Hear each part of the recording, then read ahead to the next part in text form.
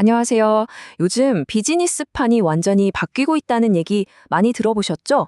바로 그 중심에 다극화 기업이라는 새로운 개념이 있습니다. 이게 대체 뭔지 오늘 제대로 한번 파헤쳐 보겠습니다.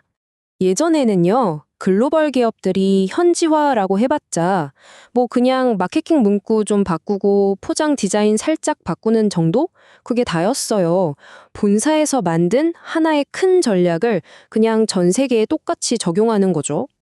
근데 세상이 이젠 그렇게 단순하지가 않잖아요. 나라마다 무역 정책 다르고 데이터는 국경을 넘지 못하게 막고 이렇게 세상이 조각조각 나뉘어 버렸는데 옛날 방식이 과연 통할까요? 당연히 안 되겠죠. 바로 이 지점에서 우리가 세계화의 해체라고 부르는 현상이 시작되는 겁니다. 예전에 통했던 글로벌 성공 공식이 이제는 더 이상 먹히지 않게 된 거죠. 요즘엔 각국 정부들이 그냥 와서 물건만 파세요가 아니에요. 우리나라에서 번 데이터는 우리나라에만 둬라. 핵심 부품도 우리 기업들한테서 사고 아예 R&D 센터랑 공장도 여기다 지워라. 이렇게 요구하는 거죠. 이건 뭐 게임의 룰 자체가 완전히 바뀌었다는 뜻입니다. 자, 이렇게 사방에서 압박이 들어오니까 기업들도 가만히 있을 순 없겠죠.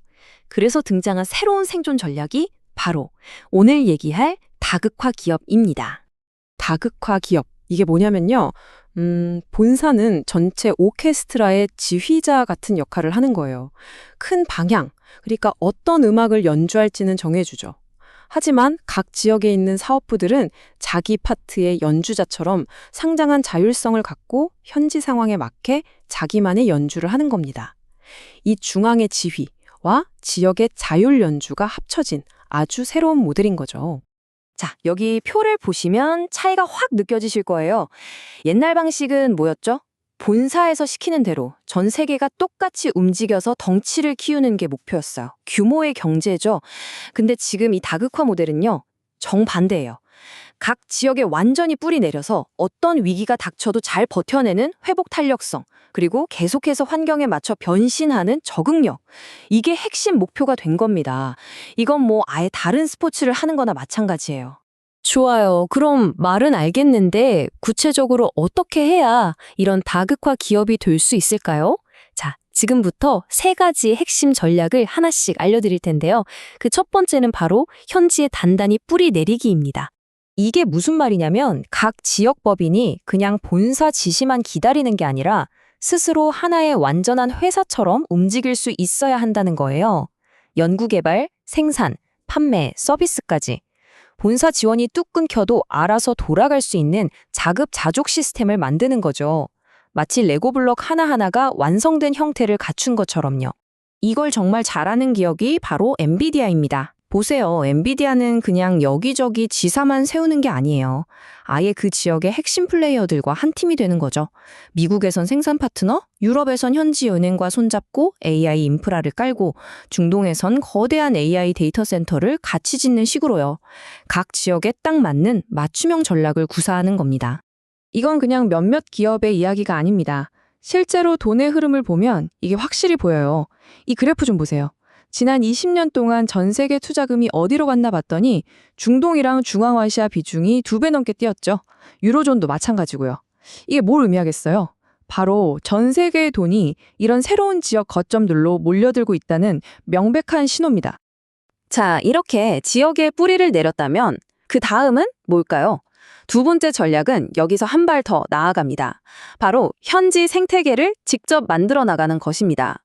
그냥 주어진 환경에 적응하는 게 아니라 아예 그 동네의 룰 메이커가 되겠다는 거죠. 이제는 물건만 잘 판다고 성공하는 시대가 아니에요. 이 문구가 핵심을 찌르는데요. 신뢰받는 이웃이 되어야 합니다. 현지 정부나 파트너들이 저 회사는 우리랑 같이 가는 회사지라고 생각하게 만들어야 한다는 거죠. 그래서 산업표준도 같이 만들고 규제 문제도 같이 풀어나가는 그런 깊은 관계를 맺어야 해요. 결국 신뢰를 얻는 자가 시장을 지배하게 될 겁니다. 와, 이 숫자 좀 보세요. 진짜 놀랍지 않나요? 지난 10년 사이에 기업들끼리 손잡는 파트너십이 44% 늘었고요. 특히 같이 연구 개발하는 건 무려 230%가 늘었답니다. 230%!